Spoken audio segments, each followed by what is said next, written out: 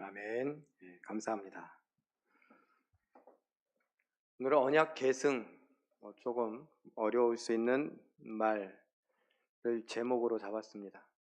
쉽게 말하면 언약을 넘겨준다 또는 언약을 이어받다, 이런 식으로 여러분들이 생각을 하면 좋을 것 같습니다.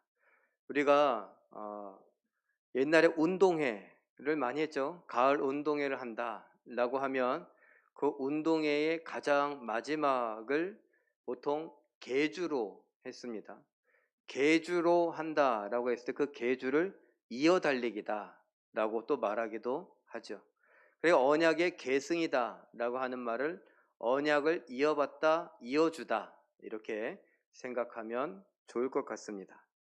자, 이 언약을 이어받는 이야기를 하기에 앞서 우리 안대현 장로님도 기도하셨지만 코로나19라고 하는 것 때문에 우리가 예배하는 것이 조금 느슨해지고 허술해지지 않았나. 사실 주변에서 많은 교회들이 또 우리 교단에서도 진작부터 이런 얘기 나왔습니다. 우리 성도들이 옛날 같지 않을 거다. 예배하는 게 그냥 때우기식 대충이 될 거다. 그랬는데 저는 믿었거든요. 누구를? 우리 성도들을. 우리는 아니다. 우리는 비가 오나 눈이 오나 바람이 부나 추석이나 구정이나 다 필요 없고 우리는 그냥 하던 대로 할 거다. 그게 우리니까. 그랬는데 그게 또 아닌 듯한 느낌이 들더라고요. 예. 그래서 우리가 생각해 보세요. 작년 이맘때 비대면이었기 때문에 아이고 교회를 가야 되는데 왜 교회를 못 가게 하냐고 막 난리가 났습니다.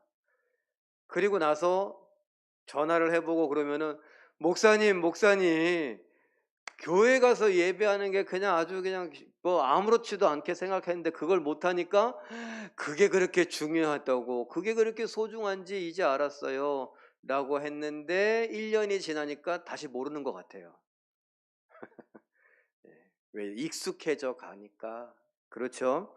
그래서 예배하면서 우리가 우리의 신앙이 뭔가, 우리가 뭘 바라보고 가는가, 뭘 믿고 가는가 한번 생각해 봐야 되는데, 오늘 이 이야기가 어쩌면 여러분들에게, 아니 우리가 내가 뭘 믿고 가는지에 대해서 다시 한번 생각할 수 있는 계기가 되지 않을까, 그런 기대를 하며 여러분들과 한번 말씀을 나누려고 합니다. 여러분들 혹시 제가 질문을 던져볼게요. 누군가 이게 새 거 말고 자기 거 쓰던 거라든가 이런 것들을 간직하고 있다가 새 거일 수도 있죠. 안 썼던 거. 근데 그거를 여러분들에게 주었다면 그걸 물려받았다라고 하는데, 혹시 물려받은 것 중에 가장 기억에 남는 것이 있습니까? 이것은 유산으로 물려받은 것일 수도 있습니다. 어떤 분은 땅을, 어떤 분은 아파트를, 아니면 어떤 분은 재산을, 아니면 이렇게 반지를, 아니면 시계를, 이런 것들을 받을 수 있었겠죠. 그런데 예전에 보니까 요즘은 그런 모습이 많이 줄어들긴 했지만 동생들은 형이 입던 바지를 물려 입고 잠바를 물려 입고 신발을 물려 신기도 합니다. 하다못해 양말도 물려 신고 팬티도 물려서 입어서 참 그랬죠. 그래서 애들이 뭐라 그래? 나는 새 거는 언제 사줄 거냐고. 그런데 그게 집에서만 그러면 다행이게요. 이제 비슷해져서 괜찮을까 했더니 교회 형 거를, 교회 언니 거를 이게 물려서 입기도 하더라고요. 그건 좀 약관 것 같아요. 제가 이렇게 살아보니 저희 부모님들 생각이 나기도 한데 아들 옷을 물려 입습니다. 아들 잠바를 물려 입고 이거 좋은 건데, 아들이 신던 신발, 이 신발이 좋은데, 왜요? 점점 커가니까 이제 안 맞아서. 그런데 이제 조금 더 지나면 걱정이에요. 왜요? 아들들은 계속 커가는데 제가 제일 작거든요. 저는 안 커요. 그래서 이젠 입어도 너무 커서 물려 입기가 거시기 합니다. 여러분들은 어떠세요? 제가 또 하나만 얘기할까요? 저에게 누가 물려준 게 있는데 시계를 하나 물려준 적이 있어요. 10년 전쯤에. 근데 딱 봐도 있어 보이는 시계예요. 좋아 보여요. 제가 뭘 잘 몰라 갖고 한번 이렇게 딱 차고 교회를 한번 가봤습니다. 그랬더니 다른 교육자들이 다 알더라고요.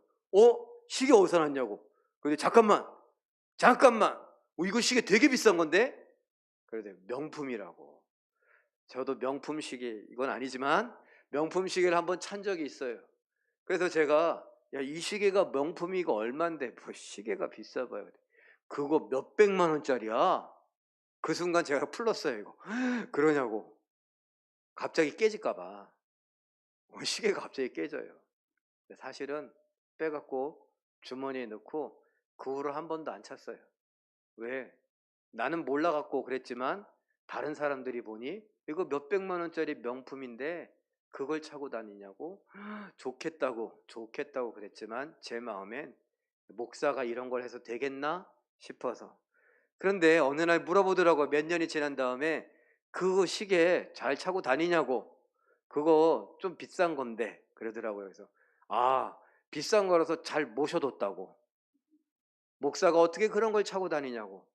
사실은 그거를 팔아볼까 하고서 그랬는데 그 얘기를 듣더니 그러려면 다시 돌려주라고. 그래도 되냐고. 돌려줘도 되겠냐고. 그래서 제가 돌려줬어요. 그게 기억이 나요. 물려받았는데 다시 돌려줬어요. 저한테 안 맞아서. 여러분들은 뭐가 생각이 나십니까? 오늘 아브라함이라고 하는 사람, 그의 아들 이삭에게 물려주는 이야기를 좀 하려고 합니다. 성경을 한번 제가 21장부터 26장까지 표로 한번 그렸어요. 여러분, 창세기 21장에 아브라함이 이삭을 낳습니다. 아브라함 몇 살 때요? 100살 때 이삭을 낳습니다. 그리고 이삭은 한 살이죠. 근데 22장은 여호와 이레 모리아산 가서 이삭을 제물로 바치라. 그게 우리가 흔히 이야기하는 15세에서 한 17세쯤 됐을 거다 추측을 합니다. 청소년기의 이삭.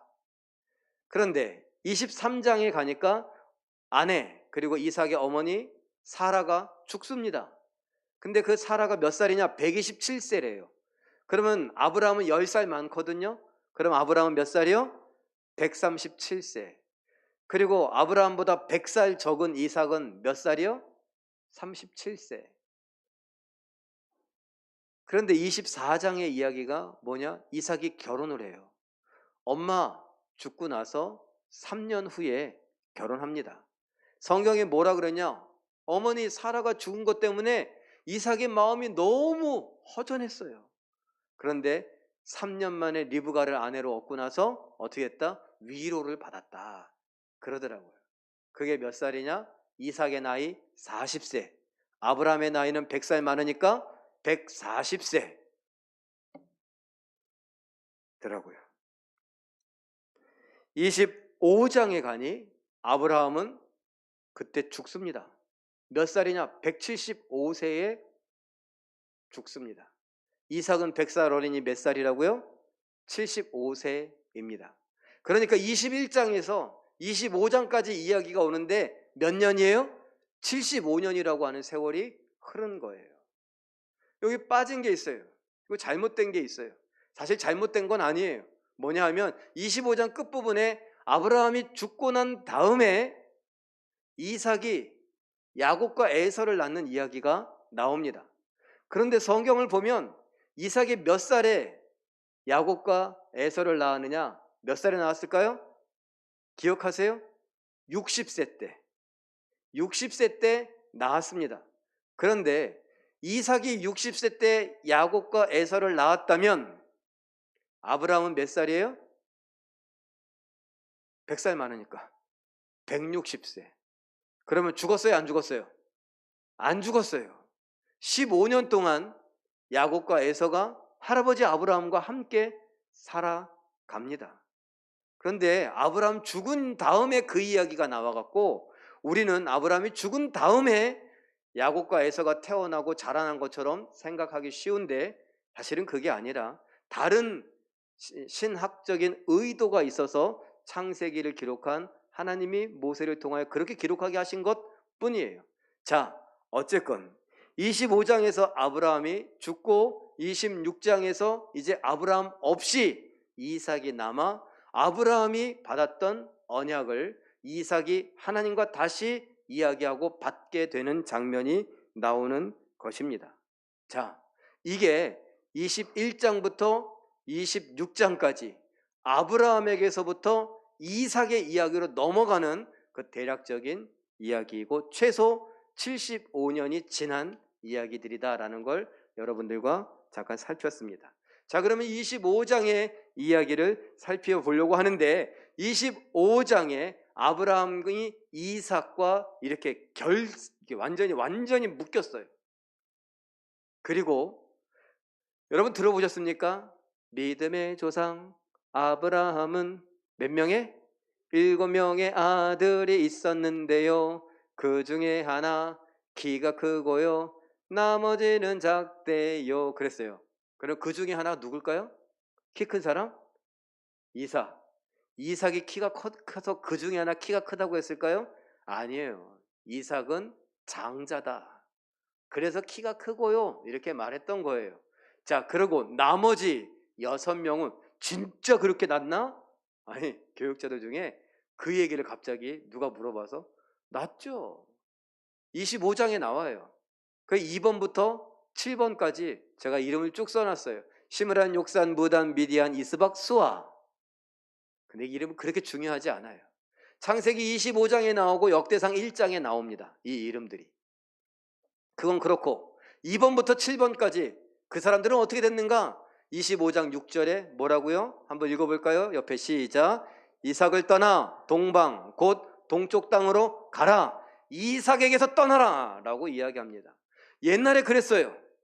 언제냐면 이삭이 한 서너 살 됐을 때, 젖될 나이 됐을 때 이스마엘이 놀렸어요. 그 놀렸다는 것 때문에 사라가 기분이 나쁘고 울었어요. 그때 하나님이 뭐라고 하시냐? 아브라함에게, 야 아브라함아, 나는 이삭하고 약속했다. 이삭의 자손이 니시다. 그러니 저 이스마엘 내보내라. 사라 말대로 해라. 그래서 14살 많은 이제 막 사춘기에 들어간 그 이스마엘을 하갈과 함께 내쫓았어요. 얼마나 마음이 아팠을까요? 그런데 그런 거 상상하지 말고 하나님께서 지금 뭘 하고 계시느냐가 중요해요. 하나님이 지금 이삭을 구별하려고 하고 계세요. 이삭을 구별하려고 이스마엘을 내쫓았습니다. 그리고 세월이 흘러가는데 2번부터 7번까지 태어난 거예요. 1번부터 2번부터 7번까지도 자라가고 있는데 그 자라가는 중에 뭐라고 했다고요? 야, 이삭을 떠나. 형 이삭을 떠나서 동쪽으로 가라. 지금으로 말하면 요단강 건너서 계속 그쪽으로 가라. 뭐 하는 겁니까? 구별하는 겁니다. 너 이삭 근처에 얼씬도 하지 마라. 하나님은 이삭과 약속하셨다. 나에게 말씀하셨다. 그렇게 해서 구분합니다. 25장 5절 말씀에 그리고 나서 이제 죽을 때가 된 거예요. 세월이 흐르고 죽을 때가 되었을 때 25장 5절 읽어보죠. 시작. 아브라함이 이삭에게 자기의 모든 소유를 주었고, 2번부터 7번까지도 동쪽으로 가라 그럴 때 재산을 줬어요. 자기 아들들이니까 재산 주고 나가라 그랬습니다. 형에게서 떠나라 이렇게 말했습니다. 얼씬도 하지 마라. 그들이 뭐 회수권 한 장 갖고 아니면 뭐 10만 원, 100만 원 이 정도 갖고 간 게 아니라 살 수 있을 만큼 재산을 받고 그리고 떠났습니다. 그리고 세월이 흘러 아브라함이 죽는 175세가 되었을 때 자기의 모든 것, 아직도 많아요. 그 모든 것을 이삭에게 줍니다. 왜요? 넌 나다. 넌 나의 혈통을 이을 아들이다. 라는 거예요. 나의 후계자다. 후계자? 예, 너는 나다. 나의 삶을 살아라. 이런 것이죠. 그럼 왜 굳이 계속 이삭에게 그렇게 해야 했을까요? 자꾸 구별하고 구분하고 왜 그래야 했을까요? 하나님의 약속 때문입니다. 17장, 창세기 17장 19절 말씀 읽어보죠. 시작. 너는 그 이름을 이삭이라 하라. 내가 그와 내 언약을 세우리니 이삭 그의 후손에게 영원한 언약이 되리라. 잠깐, 17장이래요. 이삭이 몇 장에 태어났다고 아까 그랬죠? 이 창세기 몇 장? 21장. 아직 태어나기도 전이에요. 태어나기도 전에 이야기합니다. 이삭과 약속하마. 이삭의 후손에게 영원한 언약이 되게 하리라. 그러면 이삭이 태어난 다음에 또 해요. 21장 12절 읽어보죠. 시작. 이삭에게서 나는 자라야 내 씨라 부를 것임이니라. 이삭이 진짜다라는 거예요. 이스마엘 내쫓을 때 했던 얘기예요. 그럼 이삭이 태어나기 전에도 말씀하시더니 이삭이 태어난 다음에도 말씀하십니다. 그리고 이것을 신학적으로 중요한, 신앙적으로 중요하게 여겼던 성경의 저자 바울, 그가 이렇게 말합니다. 로마서 9장 7절 다시 한번 읽어보죠. 시작. 아브라함의 씨가 다 그의 자녀가 아니라 오직 이삭으로부터 난 자라야 내 씨라 불리리라. 하나 덧붙였죠. 다 그의 자녀가 아니라 이삭, 그의 자손만 그렇다라고 이야기를 합니다. 히브리서 저자는 누군지 정확하게 알 수 없지만 바울 아니면 베드로다 뭐 이렇게 이야기합니다. 어쨌든 그도 말합니다. 히브리서 11장 18절에 이삭으로 말미암아야 내 자손이라 불리게 될 것이다. 그래서 그렇게 구별한 겁니다. 그리고 마지막에 그에게 모든 것을 주었던 것입니다. 그럼 이제 26장으로 넘어가 볼까요? 26장을 제가 그림으로 한번 표현해 봤습니다. 하나님께서 이삭아 아브라함아 했던 그 방식으로 말씀을 하십니다. 아브라함에게 창세기 12장에서 너는 내가 너에게 지시하는 땅으로 가라 라고 말씀하셨죠. 이삭에게도 내가 너에게 말하는 곳으로 가서 거기 살아라. 지금 이삭은요, 살고 있는 땅에 비가 오지 않아서 기근이 들었고 가뭄이고 흉년이라고 하잖아요. 그래서 우리 아버지 때 옛날에 그때도 비가 안 와갖고 우리 아버지 애굽으로 내려갔다 그랬었는데 애굽에는 나일강이라고 하는 큰 강이 있어서 이 정도의 기근, 이 정도의 비 오지 않는 것 같고 끄떡도 없다고 하니 그곳으로 가자. 애굽으로 갈 생각이었습니다. 그런데 하나님이 그때 나타나 말씀을 하신 것입니다. 내가 말하는 곳에서 살아라. 그건 뭐예요? 아브라함처럼 나를 믿고 나에게 순종해라. 믿고 순종해라. 그러면 내가 너와 함께 하리라. 내가 아브라함과 100년 동안 함께 했던 것처럼 내가 너 인생에 너와 함께 하리라. 말씀을 하십니다. 하나님이 함께 하신다는 것, 하나님이 동행하신다는 것의 의미는 뭘까요? 다음에 정리를 해봤습니다. 그림을 한번 보시죠. 1번 보니까 2절에서 4절까지 요약한 거예요. 내가 내게 복을 주리라. 내가 함께하면 너에게 복을 주겠다. 내가 함께하면서 내가 이 모든 땅을 너와 내 자손에게 주겠다. 3번 내가 함께하면서 내가 아브라함에게 했던 그 맹세를 너와 내 자손에게 이루겠다. 그 맹세를 이룬다는 것이 무엇이냐? 3번 색깔 다르겠죠? 자손의 번성, 네 자손이 번성할 것이다. 네 자손이 땅을 얻게 될 것이다. 네 자손이 천하 만민을 복받게 할 것이다. 이거 어디서 들어본 내용 아닙니까? 아브라함하고 하나님이 이미 언약하셨던 내용들을 지금 반복하시는 거예요. 그것을 창세기 26장 2절에서 4절까지 그 색깔 있는 부분도 한번 같이 한번 읽어볼까요? 시작.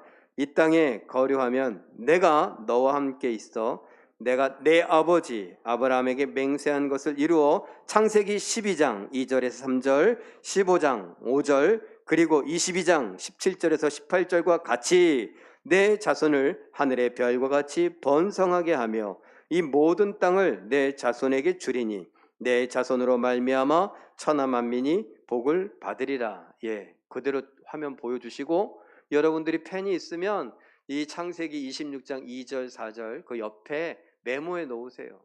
창세기 12장 2절에서 3절, 15장 5절, 22장 17절에서 18절 이렇게 여러분 메모를 해 놓으면 나중에 이게 바로 아브라함과 했던 언약이구나, 그 내용이구나, 그 내용을 똑같이 이삭에게 하고 계신 것이구나, 그러면서 하나님이 이 아브라함의 언약을 이삭에게 넘겨주는구나, 유산으로 주시는구나, 언약을 계승시키시는구나 라는 것을 볼 수 있습니다. 예, 아브라함은 자기의 모든 재산을 주면서 혈통적인 계승을 했습니다.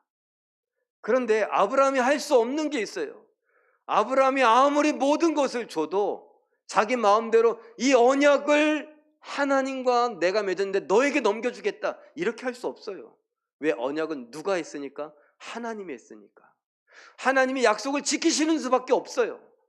그런데 하나님이 지금 약속을 지키고 계신 겁니다. 하나님이 이삭을 만나 주셔서 아브라함과 했던 그 약속을 다시 되풀이하시며 이제 누구하고 그 언약을 맺겠다고요? 이삭하고 맺겠다고요. 2번부터 7번까지 있었고 이스마엘도 있었지만 그들은 다 아니다, 이삭하고 맺겠다 하고 계신 것입니다. 언약을 계승시키고 있습니다.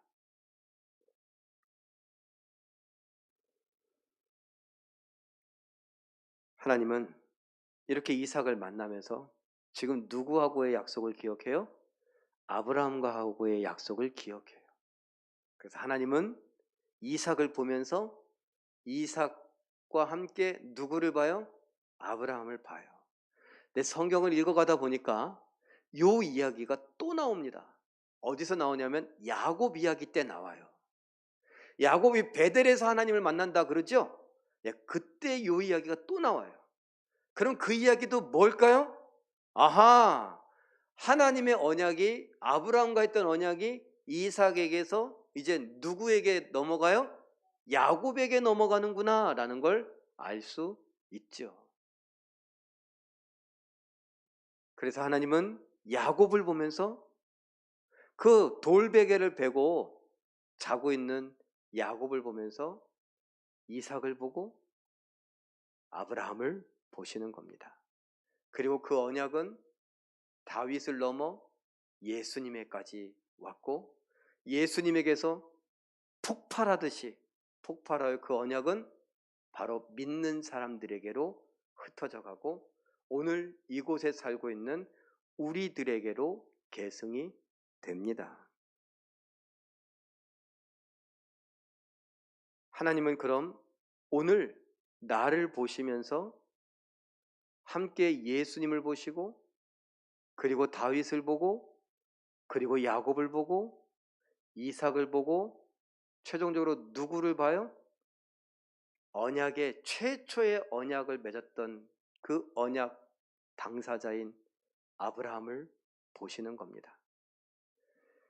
마태복음 22장 32절 예수님께서 말씀하시는데 이 이야기가 왜 나왔느냐?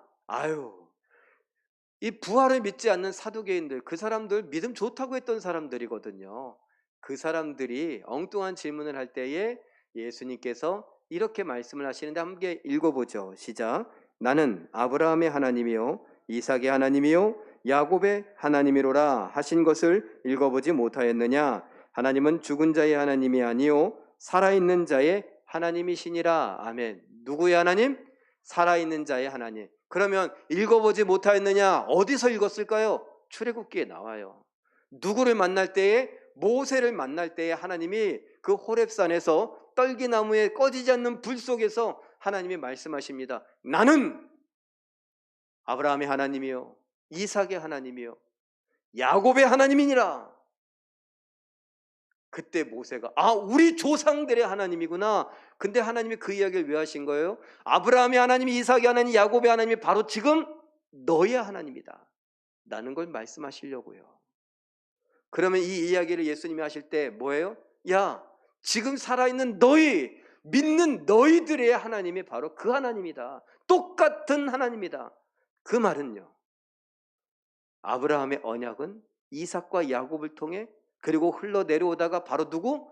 오늘 너를 통해 계승되는 것이다. 이어져 가는 것이다 라는 것입니다. 잘 모르겠습니까?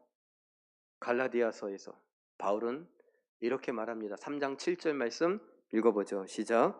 믿음으로 말미암은 자들은 아브라함의 자손인 줄 알지어다. 우리 모두에게 하는 말이에요. 우리야말로 아브라함의 자손이다. 로마서 4장 16절도 읽어봅니다. 시작. 잠깐 전거요. 로마서 4장 16절 시작. 아브라함은 우리 모든 사람의 조상이라. 예, 아브라함에게는 우리 모든 사람의 조상이라고 말하고, 우리에게는 뭐라고 그래요? 아브라함의 자손이라고 이야기하잖아요. 여기 가서 딴 얘기하고 저기 가서 딴 얘기하는 게 아니라 아브라함에게는 너는 모든 믿는 사람들의 조상이다. 그리고 우리에게는 믿음으로 말미암아 우리 모두는 아브라함의 자손이다 라고 말합니다. 그럼 아브라함의 자손이다 라고 하는 거 아까 뭐라 그랬어요? 언약을 계승한 사람들이다. 아브라함의 그 언약이 오늘 우리에게 계승되어진다라는 것이죠. 그 이야기도 한번 확인해 보죠. 갈라디아서 3장 9절 말씀입니다. 읽어봅니다. 시작. 믿음으로 말미암은 자는 믿음이 있는 아브라함과 함께 복을 받느니라. 아브라함과 함께 복을 받느니라. 아브라함에게 뭐라고 했어요? 복이 될지다 라고 했잖아요. 갈라디아서 4장 28절 그것도 읽어보죠. 시작. 형제들아 너희는 이삭과 같이 약속의 자녀라. 우리들에게 하는 말이에요. 성도들아, 믿음을 갖고 있는 자들아, 너희는 이삭과 같이 약속의 자녀다. 그러면 언약 계승자다. 아브라함의 복이 이삭에게, 이삭의 복이 야곱에게, 그 야곱의 복이 다윗에게, 다윗의 복이 예수 그리스도께, 예수 그리스도의 그 복이 폭발하여 믿음을 갖고 있는 우리들에게까지 와서 우리들을 다음 또 믿음의 자녀들에게로 넘어갈 것이다 라고 말하고 있습니다. 자, 여기서 복이라고 말했어요. 잠깐 딴 얘기를 해보죠. 이스마엘은 어떨까요? 지금까지도 민족적으로 유대인들과 경쟁하고 있고 부딪히고 있지 않습니까? 종교적으로 이슬람교다 뭐 이러면서 힘들게 하고 있지 않습니까? 근데 그냥 겉으로 드러난 거예요. 또 2번부터 7번까지 아까 얘기를 하지 않았지만 중요하지 않다고 했어요. 그 2번부터 7번까지 아버지가 형 근처에 얼씬도 하지 마. 그 마음이 어땠을까요? 제가 왜 그 이야기 하지 말자 그랬어요? 사실은 쓸데없는 이야기인데 여러분, 그 쓸데없는 이야기가 영적으로 보면 어떻게 의미가 줄 수도 있습니다. 세상이 질투합니다. 시기합니다. 이스마엘이 그런 것처럼 2번부터 7번까지가 그런 것처럼 시기하고 질투합니다. 그래서 우리가 진짜 아브라함의 복을 못 받게 만듭니다. 뭔지 아세요? 복, 그러니까 복 그러면 뭐예요? 의미를 바꿔놨어요. 성공이 복이다. 세상에서 성공하는 거, 돈 많이 버는 게 복이다 라고 생각하게 만들어버렸습니다. 누구조차도요, 믿음을 갖고 살아간다고 하는 우리들조차도 그렇습니다. 예수님을 믿고 의지하며 예수를 따라간다고 했던 우리들조차도 헷갈리게 만들었습니다. 그래서 성공해야지, 그래야지 복 받은 거라고, 돈 많이 벌어야지 복 받은 거라고. 제가 여러분들에게 몇 번 말씀드렸어요. 의도적으로 돈이 좋다라는 말 하지 말자고요. 돈이면 다 된다, 라는 말 하지 말자고요. 살아보면 저도 압니다. 돈이 뭐 다 만드니까 이런 거 다 돈이잖아요.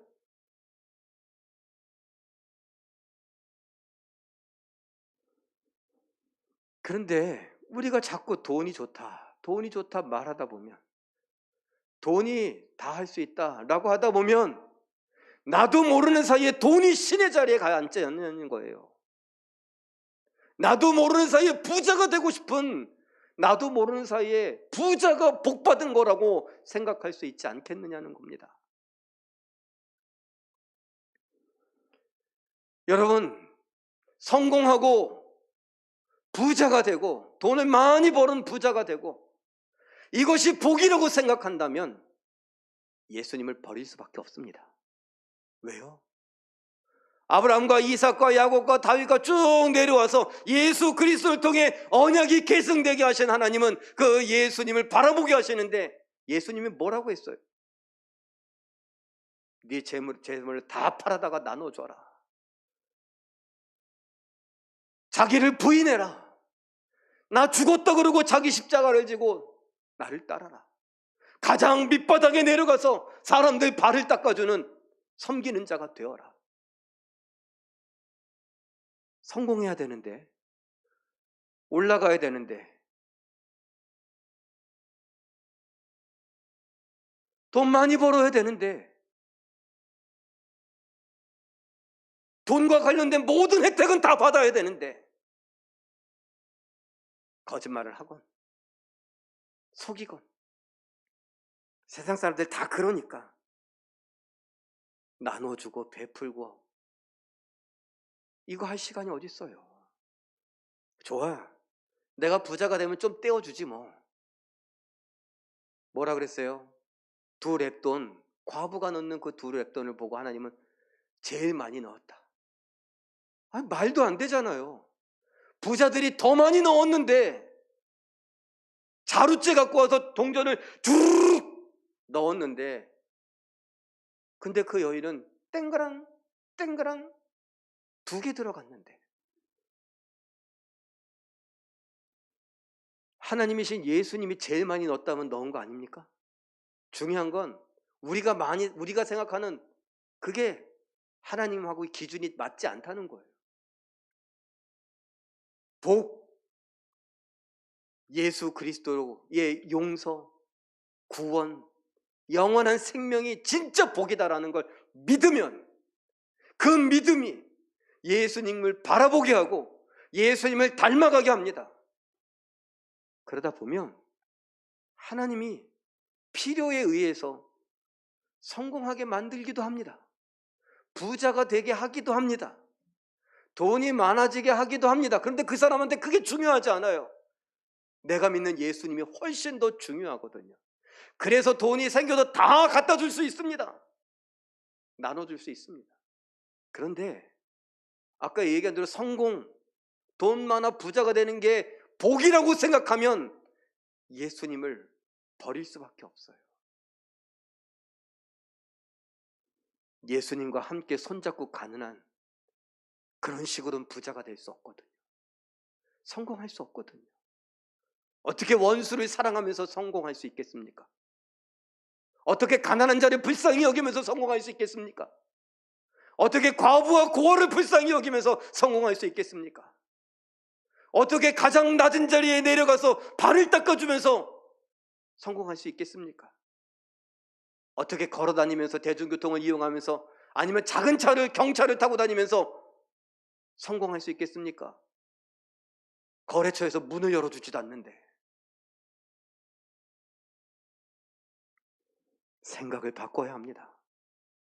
세상이 자꾸 우리를 질투해서 언약 계승자인 우리가 진짜 언약을 받아 누리지 못하고 그 언약을 우리 자손들에게 물려주지 못하게 하기 위해서 세상의 가치관으로, 세상의 문화로 우리를 속이고 있습니다.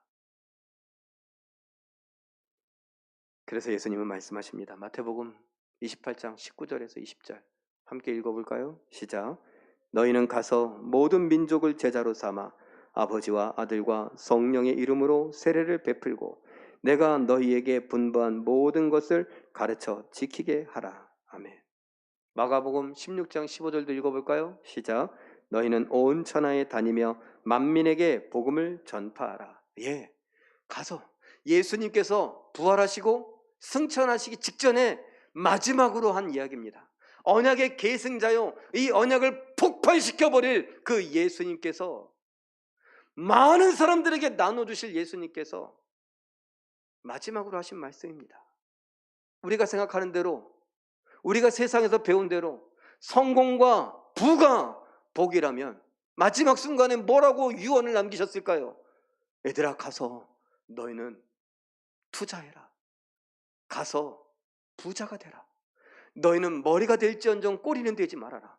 이런 축복의 메시지를 하셔야 되지 않았을까요? 그런데 예수님 뭐라고요? 가서 제자 삼아라. 가르쳐 지키게 하라. 마가복음 뭐라고요? 그것이 복음을 전파하는 거다. 뭐라고요? 뭘 전파해요? 뭘 전파해요? 복음이요. 복된 소식이요. 복을 나누어줘라. 복을 알려줘라. 이것이 사도행전 1장 8절에서 뭐라고요? 가서 증인이 되라. 네가 보고 아는 대로 예수 그리스도 나에 대해서 알려주어라. 그 예수님 뭐라고 하셨는데요? 원수를 사랑해라. 원수를 축복해라. 용서해라. 화목해라. 종이 되어라.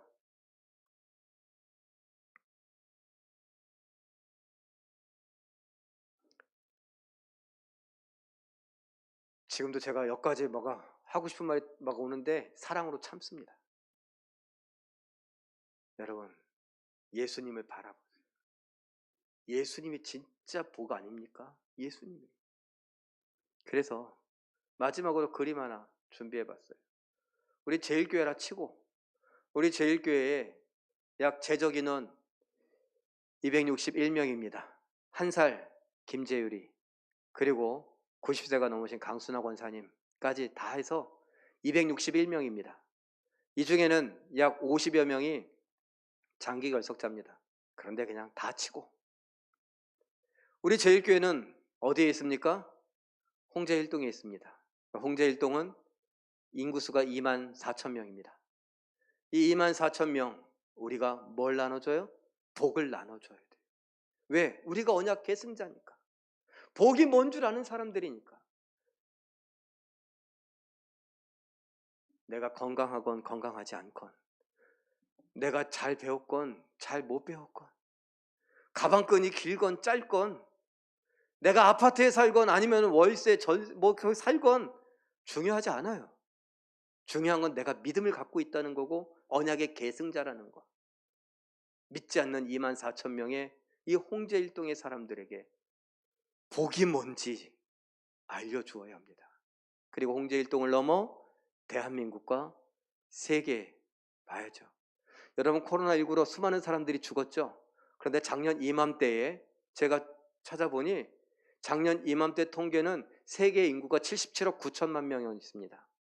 그런데 1년이 지나고 코로나로 수많은 사람들이 죽었는데 지금 세계 인구는 78억 7천여 명, 무려 8천만 명이 늘어났습니다. 국가적으로는 228개국, 또 종족으로 따지면 1만 7,459 종족이 지금 기록적으로 남아 있습니다. 우리가 그들에게 가서 복된 소식을 알려주어야 되지 않겠습니까? 옛날엔 그야말로 비행기도 힘들게 탔기 때문에 그랬죠. 뭐라 그랬어요? 땅끝이 어디라 그랬어요? 땅끝이 우리 집이라 그랬어요. 믿음 없는 우리 남편이 땅끝이라 그랬어요. 그러면 땅끝 여행을 왜 가? 땅끝 마을 여행을 왜 가? 땅끝 마을이 어디에? 우리 집인데. 우리 집 여행 가시죠. 왜? 땅끝 마을이라고 저 해남에도 가고 저 끝에 가서 야 여기가 땅끝이라고, 우리나라 땅끝이라고 그러면서 막 좋아하고 사진 찍고. 이젠 그때보다 좀 나아지셨습니까? 비행기 타는 것도 많이 타십니까? 그러면 한번 히말라야 산맥 에베레스트 산을 올라가려고 올라가지 마시고 히말라야 산맥에 살고 있는 소수 민족들, 예수 그리스도를 아직도 몰라서 아직도 인신매매와 성폭행과 아직도 인신 제사를 드리고 있는 그런 곳에 가서 예수 그리스도의 복음을 한번 전해보는 거 어떻겠습니까? 우리보다 훨씬 모르는 것 같아 보이고 가난한 것 같아 보이는 동남아시아나 아프리카나 저 아마존의 정글에 한번 가보시는 건 어떻겠습니까? 휴양지에 놀러 가는 것 말고 내가 언약의 계승자로서 그 언약의 계승을 더 많은 사람들에게 알려주기 위해서 말입니다.